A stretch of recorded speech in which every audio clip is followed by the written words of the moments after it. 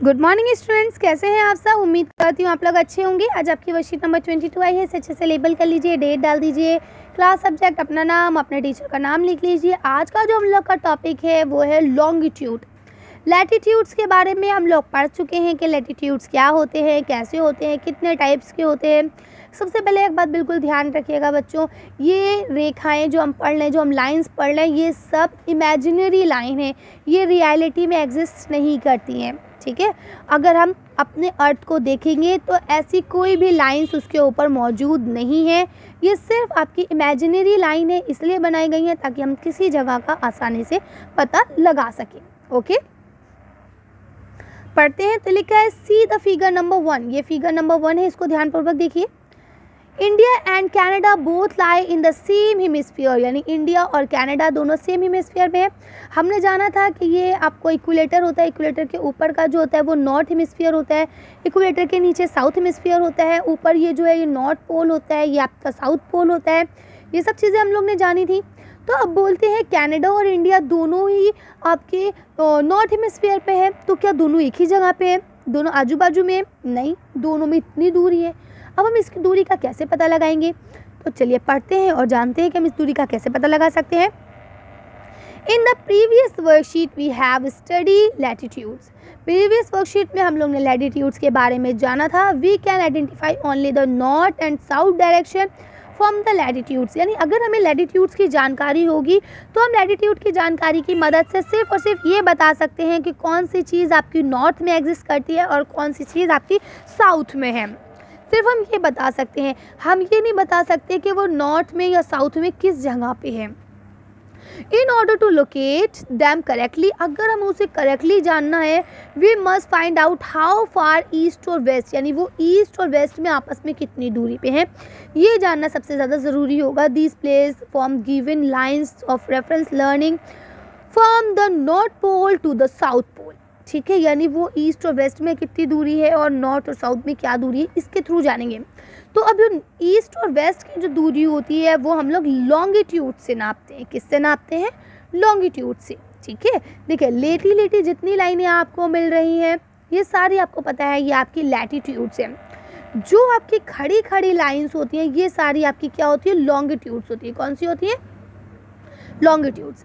चलिए, अभी आपको कन्फ्यूजन हो रही होगी ना, अब मैं आपकी कन्फ्यूजन दूर करती हूँ इसके थ्रू।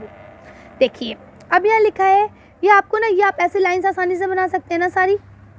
ये बॉक्स तो आपको बड़ा मज़ा आता होगा बनाने में, बना लीजिए जल्दी से और इसको ऐसे ही लेबल कर लीजिए। लेबल करने का मतलब क्या होता है? जो चीज़ यहाँ लिखी हुई है सेम ऐसे ही आपको लिखनी है, एज इट इज़, कोई चेंजेस नहीं करनी। डन हो गया, चलिए आगे चलते हैं। To understand this clearly draw equivalent vertical और हॉरिजॉन्टल लाइन। अब आपको खड़ी खड़ी लेटी लेटी दोनों लकीरें खींचनी है एक पेपर में, जैसा कि आपके फिगर 2 में आपको दिखाया गया है। Label the vertical rows with the number and horizontal rows with the letter. जो आपकी वर्टिकल्स रोज है उनको नंबर से आपको इंडिकेट करना है और जो आपकी हॉरिजॉन्टल लाइंस है उनको आपको किससे करना है? अल्फ़ाबेट से, लेटर्स से आपको करना है। डन कर दिया। Draw some small circle randomly on point where these horizontal and vertical line intersect each other. अब आपको उन जगहों पे सर्कल बना लेने हैं जहाँ पे ये लाइंस जो है हॉरिजॉन्टल लाइन और वर्टिकल लाइन आपस में एक दूसरे को कट कर रही हैं। ठीक है, अब आपको सारे नहीं बनाने हैं, ये जो आपको 5 दिए गए हैं आप बस इन्हें ही बना लेंगे। Name this small circle as A, B, C, D and E। अब आपने जो स्मॉल सर्कल है इनका नाम A, B, C, D आपको देना है। ठीक है, ये देखिए ये आपकी कैपिटल लेटर है, ये आपके स्मॉल लेटर है, तो आप कंफ्यूज नहीं होइएगा। Okay, let's vertical line present east. अब आपकी जो वर्टिकल लाइंस है वो आपकी ईस्ट को प्रेजेंट कर रही है। ये सारी लाइंस आपके ईस्ट में है, वेस्ट में कोई नहीं है। ठीक है, अभी हमने सिर्फ एक हिस्सा लिया। And longitudes and horizontal lines not latitudes, और हॉरिजॉन्टल लाइन है ये सिर्फ और सिर्फ नॉर्थ को प्रेजेंट कर रही है, अभी ये आपको साउथ को प्रेजेंट नहीं कर रही है। ओके, ताकि आप कंफ्यूज ना हो, सिर्फ हमने एक चौथा हिस्सा लिया है। Now you will see that circle A is located B and B, यानी अगर आप देखें तो जो आपका A है ये वाला, तो ये आपका B डिग्री नॉर्थ और लॉन्गिट्यूड A डिग्री E है, यही है। ईस्ट, E माने ईस्ट, यही है। देखिए ये नॉर्थ है, ये अभी हमने बताया क्योंकि नॉर्थ को प्रेजेंट कर रहा है, ये ईस्ट है, ये ईस्ट को प्रेजेंट कर रहा है। अब देखिए डिग्री क्या है, ये देखिए ये बी डिग्री भी बना हुआ है, ये 1 डिग्री भी बना हुआ है, तो ये आके इसने जहाँ काटा वही दोनों को हम ले लेंगे।